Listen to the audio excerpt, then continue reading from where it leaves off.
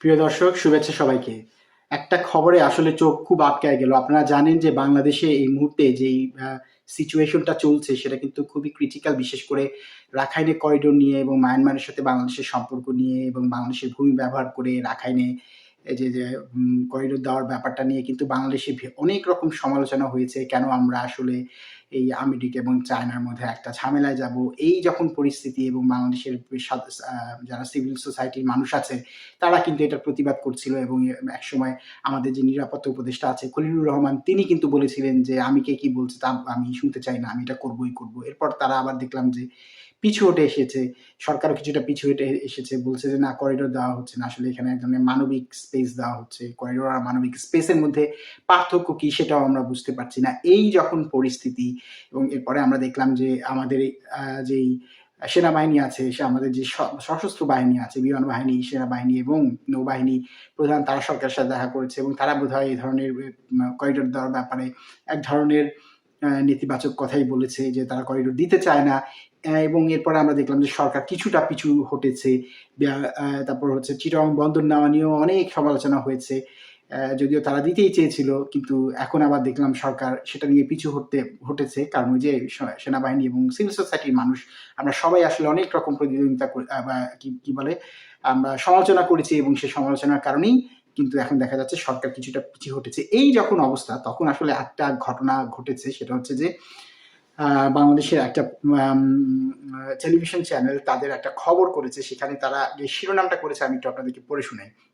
সেটা হচ্ছে বাংলাদেশের সামরিক উপস্থিতির কথা ভাবছে চীন, মার্কিন সতর্কতা। অর্থাৎ চীনে চায়না বাংলাদেশের সামরিক মানে তাদের যে সামরিক শক্তি আছে সেটা বাংলাদেশে তারা উপস্থিত করে নিয়ে আসবে। অর্থাৎ চায়নার সামরিক বাহিনী বাংলাদেশে আসবে এবং এটা মার্কিন সতর্কতা জারি করা হয়েছে এখানে। এবং আমি আপনাদেরকে এই এই রিপোর্টটা সামান্য একটু পড়ে শোনাই, তারপরে আমি আমার মত বিশ্লেষণে যাব।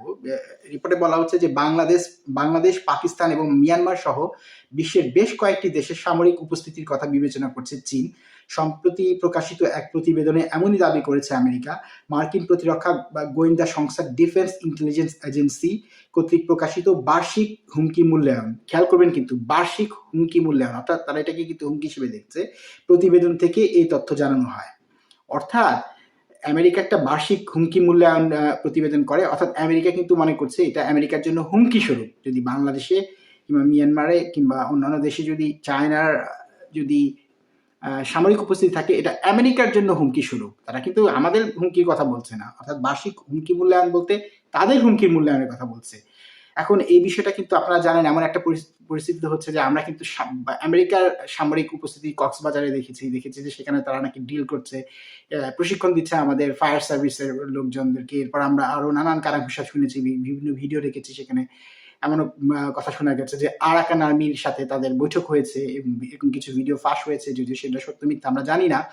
কিন্তু আমেরিকার যে সামরিক মানে বাহিনী যে বাংলাদেশে ছিল সেটা সরকারও বলেছে তারা এখানে প্রশিক্ষণ দিতে এসেছে। এই মুহূর্তে আমরা শুনতে পেলাম যে চায়নার সামরিক উপস্থিতিও বাংলাদেশে হতে পারে। আমরা যখন প্রথম থেকেই বলে আসছিলাম যে আমেরিকা এবং চায়নার এই পরাশক্তির যেই দ্বন্দ্ব, সেখানে আমাদের ঢোকার কোনো দরকার নেই। ইউনূস সরকার এসে এই করিডোর দেওয়ার ব্যাপার, এই বা চিটাগং কি যেন বলে বন্দর দেওয়ার ব্যাপার এরা করে এই আমেরিকাকে ডেকে আনতেছে একদিন, চায়নাকে ডেকে আনতেছে আরেকদিন। এই দ্বন্দ্বে কেন আমরা পড়তে যাব? আমেরিকা বলতেছে এটা তাদের জন্য হুমকি। কারণ বিষয়টা হচ্ছে আমেরিকা যদি এখানে আমরা যদি করিডোর না দিই, বন্দর না দিই, আমেরিকা তো এটা মেনে নিবে না। তখন তারা এই আমরা যদি চায়নার পিছনে যাই, তাহলে তারা যদি নাও যায়, তারা কিন্তু এই ধরনের হুমকির কথা বলে তারা এক ধরনের আমাদের দেশে এক ধরনের সাম্রাজ্যবাদ প্রতিষ্ঠা করার চেষ্টা করবে। সুতরাং এই যে খলিলুর রহমান এবং অধ্যাপক ইউনূস প্রথম থেকে যে এই যে আমেরিকাকে আসলে আমাদের ভূমি দেওয়ার ব্যাপার জাতিসংঘের নাম করে এবং এই যে বন্দর দেওয়ার ব্যাপারে ওনারা এগ্রি করেছে, এটা যে ওনারা ভুল করছে এবং এখন ওনারা তো ভাই বাংলাদেশের নাগরিকও না। বাংলাদেশে যদি এখন আমেরিকা চায়নার বোম পড়ে, মিয়ানমারের বোম পড়ে, ওনাদের তো কিছু হবে না, ওনারা তো আমেরিকায় গিয়ে বসে থাকবে আরামসে। সমস্যা তো হবে বাংলাদেশে আর বাংলাদেশ সেনাবাহিনী, সশস্ত্র বাহিনী, যুদ্ধ তো তাদেরকেই করতে হবে। কেন আমরা এই আমেরিকা চায়নার দ্বন্দ্বে যেতে যাব? আমেরিকা এখন বলতেছে এটা ওদের জন্য হুমকি স্বরূপ যদি চায়না এখানে আসে। এখন বাংলাদেশ সরকারের তো এই বিষয়টা পরিষ্কার করা উচিত এবং পরিষ্কার করে বলা উচিত আমরা কোনো করিডোর দিব না, আমরা কোনো বিদেশি সামরিক শক্তি আমাদের এখানে এসে কোনো রকম এমনকি কি যেন বলে এই যে প্রশিক্ষণ হয়েছে এগুলোর কি দরকার? ফায়ার সার্ভিসকে প্রশিক্ষণ দেওয়ার জন্য আমেরিকার লোক আনতে হবে কেন? দেশে কি প্রশিক্ষণ দেওয়ার মানুষ নাই? আর প্রশিক্ষণ দিতে হলে বিদেশে গিয়ে প্রশিক্ষণ দেখ। এমন কি প্রশিক্ষণ দিতেছেন যে আমেরিকার সামরিক বাহিনীকে আইনা প্রশিক্ষণ দিতে হচ্ছে, আর কক্সবাজারই প্রশিক্ষণ দিতে হয় কেন? আপনাদের কি প্রশিক্ষণ দেওয়ার আর কোনো জায়গা নেই? এই কক্সবাজার নিয়ে চিটাগং নিয়ে সারাদিন আমরা কথা বলতেছি যে এই জায়গাটা কি থাকবে কিনা, আমাদের এটা নিয়ে আমরা চিন্তিত। আপনাদের এই এমন সময় কক্সবাজারই ডিল করতে হয়, প্রশিক্ষণ দিতে হয়। এগুলো কি তামাশা? জাতির সাথে আপনারা তামাশা করেন? আপনারা কি রাষ্ট্র পরিচালনা করতে শিখছেন? শিখেন তো নাই। আপনারা করতেছেন জাতির সাথে তামাশা। আপনাদের যদি প্রশিক্ষণ দিতে হয়, আপনারা কক্সবাজার কেন, আর কি পটুয়াখালীতে গিয়ে দেন, কুয়াকাটায় দেন। দেশে তো আরো অনেক, মানে যদি আপনাদের যদি সমুদ্র সৈকতেই এই এই এই প্রশিক্ষণ দিতে হয় তো কুয়াকাটায় দেন, কক্সবাজার দিতে হলেন। দেশে কি আর কোনো সমুদ্র সৈকত নাই? কুয়াকাটা যেতেন। আর অন্য আর কোনো জায়গা পাইলেন না, নদী পাইলেন না, কোনো শহর পাইলেন না, আপনাদের এই কক্সবাজারে গিয়ে এই প্রশিক্ষণ দিতে লাগলে কি? আপনারা আসলে দেশ বিক্রি করার ষড়যন্ত্রে লিপ্ত হয়েছেন। আপনাদেরকে আমরা ক্ষমতায় বসায় করছি এক মহাভুল। কারণ আপনারা না রাষ্ট্র চালাইতে পারতেছেন, 2 দিন পর আন্দোলন হয়, না আপনারা ঠিকভাবে কোনো কিছু পরিচালনা করতে পারতেছেন। এখন তো দেশ চলে যাওয়ার মতো অবস্থা হয়েছে। এখন আমেরিকা আমাদেরকে 2 দিন পর যে হুমকি দিবে না যে আমরা চায়নার সাথে আমাদের ভালো সম্পর্ক, এই জন্য মানে আমরা তোমাদের সাথে থাকবো না। হ্যাঁ, আমাদের তো ভাই সবার সাথে থাকতে হবে। আমাদের বৈদেশিক নীতি হচ্ছে যে কারোর সাথে, আর বাংলাদেশে যদি চাইনিজ কি যেন বলে সামরিক বাহিনী থাকে, এটা তো আমেরিকা তো হুমকি বলতেছে, আমেরিকা চায়নার মধ্যে সম্পর্ক আছে। ইন্ডিয়া তারপর কি করবে? ইন্ডিয়ার সাথে তো চায়নার সম্পর্ক খারাপ। আমরা তো ভাই ভারতীয় আধিপত্যবাদ চাই না, সেটা এক কথা। আমরা ভারতের সাথে ন্যায্যতার ভিতরে সকল সম্পর্ক করব, কিন্তু আমরা ভারতের সাথে শত্রুতামি করতে যাব না। আমরা শত্রুতামি করে কি আমাদের কি কোনো লাভ হবে? আমাদের যে বৈদেশিক মূলনীতি সেটা কি? সেটা হচ্ছে যে সকলের সাথে বন্ধুত্ব, কারোর সাথে শত্রুতা না। এখন আমরা তো দেখতেছি আমেরিকার সাথে শত্রুতামি, চীনের সাথে শত্রুতামি, ভারতের সাথে শত্রুতামি। আমরা কি সব দেশের সাথে শত্রু বানায় কি আমরা শিখতে পারবো নাকি? আপনারা এগুলো কি শুরু করছেন বলেন তো? আপনারা তো দেশটাকে ধ্বংস করে দিবেন। এখন আপনারা আমাদের দয়া করে আমাদের দেশের সাধারণ জনগণকে একটু এই বিষয়টা ক্লিয়ার করেন যে আপনারা আসলে করিডোর বিষয়ে কি ভাবতেছেন, বন্দরের বিষয়ে কি ভাবতেছেন, এবং এটা আপনারা করবেন না, পরিষ্কার করেন। এবং চীনের কোনো সামরিক শক্তি বাংলাদেশে আসবে না, এটাও আপনাদেরকে পরিষ্কার করতে হবে। এবং আমেরিকার যে এই প্রশিক্ষণটা হয়েছে সেটা কেন কক্সবাজার হইলো, অন্য কোথাও হইলো না, সেটাও আপনারা পরিষ্কার করেন।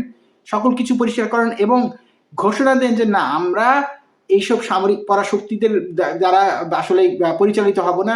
ভাই, আমেরিকা যে দেশে একবার ঢুকে সেই দেশ এমনিই ধ্বংস হয়ে গেছে। আপনারা আর কতগুলা দেশের কথা উদাহরণ বলবো? আফগানিস্তানের কথা দেখেন, আপনি ইরাকের কথা ধরেন, সিরিয়ার কথা দেখেন, কত দেশের কথা বলো, ধ্বংস হয়ে গেছে গিয়া। মানুষ মানে প্লেনে উঠার জন্য দৌড়াইতেছিল আফগানিস্তান থেকে যখন আমেরিকা পালাইছে, প্লেন থেকে পড়তেছে, এই দৃশ্য আমরা দেখছি। তারপরেও আপনারা আমেরিকার দ্বারস্থ হয়েছেন আমেরিকা এই কিনা করিডোর দেওয়ার জন্য, চিটাগং বন্দর দেওয়ার জন্য। আর কি কি করবেন আপনারা? আপনারা আসলে দেশ আসলে পরিচালনা করার উপযুক্ত না। আজকে আমি যখন এই কথা বলতেছি তখন সচিবালয়ে আন্দোলন চলতেছে, সচিবালয়ের কর্মচারীরা আন্দোলন করতেছে। কালকে নাকি শুনলাম প্রাথমিক বিদ্যালয়ে শিক্ষকরা আন্দোলন করবে। ওনাদের আন্দোলন হয়তো যৌক্তিক, ঠিক আছে, কিন্তু আন্দোলন তো চলতেছে ভাই। আপনারা তো আন্দোলন থামাইতে পারতেছে না। 2 দিন পর যমুনায় যায় মানুষজন, এইখানে আন্দোলন সেখানে আন্দোলন। আপনারা কি রাষ্ট্র চালাইতেছেন? আপনারা তো রাষ্ট্রটা চালাইতে পারতেছেন না। রাষ্ট্রটা হয়ে গেছে একটা আন্দোলনের রাষ্ট্র। কারণ কেউ কোনো কিছু, আজকে আবার দেখলাম আমি এই যে ব্যবসায়ীদের নেতারা বললো যে গ্যাস দিতে পারতেছেন না, দেশে তো আমাদের শিল্প প্রতিষ্ঠান চলতেছে না, এমন অবস্থায় আপনারা আবার বলতেছেন যে যদি আমরা কি জানি বলে শ্রমিকদের টাকা দিতে না পারি তাহলে আমাদের মানে প্রতিষ্ঠান বন্ধ করে দিয়ে তারপর টাকা দিবেন, বিদেশে যেতে দিবেন না। এটা কোন ধরনের কথা? আপনারা তো গ্যাস দিতে পারতেছেন না, দেশে তো কয়দিন পর দুর্ভিক্ষ লাগবে। এই কথা আমি বলতেছি না, যারা এই যে মানে শিল্প প্রতিষ্ঠানের মালিক তারা এই কথা বলতেছে যে দেশে আর কয়দিন পর দুর্ভিক্ষ লাগবে, দেশে গৃহযুদ্ধ লাগবে, মানুষজন মারামারি করবে, কারণ তাদের চাকরি থাকবে না, তারা খাইতে পারবে না। এগুলি এরা বলতেছে। তাহলে আপনি ভাই, আপনারা 10 মাস, 1 দিন 2 দিন না, 1 সপ্তাহ 2 সপ্তাহ না, 1-2 মাস না, 10 মাস মানে প্রায় 1 বছর হয়ে গেছে আপনারা ক্ষমতায়। আপনারা কি করছেন দেশের? দেশটারে তো আপনারা আরো পিছনের দিকে নিয়ে যেতেছেন। আপনাদেরকে তো ভাই ক্ষমতায় বসায় আমরা করছি মহাভুল। মানে এটা কি হইলো আমাদের দেশে? কার খপ্পরে পড়লাম আমরা?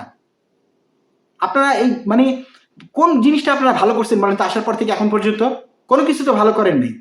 দয়া করে আপনারা যদি না পারেন তাহলে আপনারা যারা পারবে তাদেরকে দায়িত্ব দেন। এমন লোকজনদেরকে নিয়োগ দেন যারা পারবে, যারা দেশ বিক্রি করে দিবে না। বিদেশ থেকে লোক ধার করে নিয়ে আসছেন, তারা লোক মানে যাদের রেকর্ড টেকর্ড সবকিছু খারাপ, তাদেরকে আপনি নিয়ে আসছেন, তাদেরকে নিরাপত্তা উপদেষ্টা বানাইছেন, তারপর এখন দেশটাকে আপনারা দিতেছেন ধ্বংস করে। মানে আপনাদেরকে নিয়ে কথা বলতে হতো মানে মানে এখন এমন অবস্থা হয়েছে যে এমনকি শুনতে পাইতেছি আপনাদের উপদেষ্টা পরিষদের যে কয়েকজন উপদেষ্টা আছে তারা আসলে থাকতেও চাইতেছে না, ছেড়ে দেমা কান্দে বাতির মতো অবস্থা। আবার আপনারা উপদেষ্টা পরিষদের ক্যাবিনেট আরো বাড়াতে চাইতেছেন, 2-1 জনকে আমিও চিনি, তাদেরকে আপনারা কি করছেন? এই মানে মানে তাদেরকে আপনারা বলছেন যে উপদেষ্টা পরিষদে আসতে, মানে যা এটা বড় করবেন আর ক্যাবিনেটটাকে, তারা এমনকি না করে দিচ্ছে। তো এই হচ্ছে আপনাদের সরকার, সবাই বুঝে গেছে যে আপনাদের আসলে ক্যাপাবিলিটি কি। দয়া করে কাজ করেন, আর না পারলে যারা কাজ পারে ওই লুটপাট করতেছে কিছু, আমরা তো এগুলো তো খোঁজ খবর পাই, এগুলা বাদ দিয়ে কাজ করেন ঠিকভাবে। আপনাদেরকে আমরা সরে যেতে বলতেছি না, কিন্তু সঠিক জায়গায় সঠিক মানুষকে নিয়োগ দেন, ঠিকঠাক ভাবে কাজ করেন, আর দেশ বিক্রি করার ষড়যন্ত্র থেকে সরে আসেন। প্রিয় দর্শক, আজকে একটু একটু জোরেই কথা বললাম আসলে, মানে এসব দেখে আর ভালো লাগছিল না। যা হোক, ভালো থাকবেন নিশ্চয়ই, পরবর্তী ভিডিওতে আবার কথা হবে।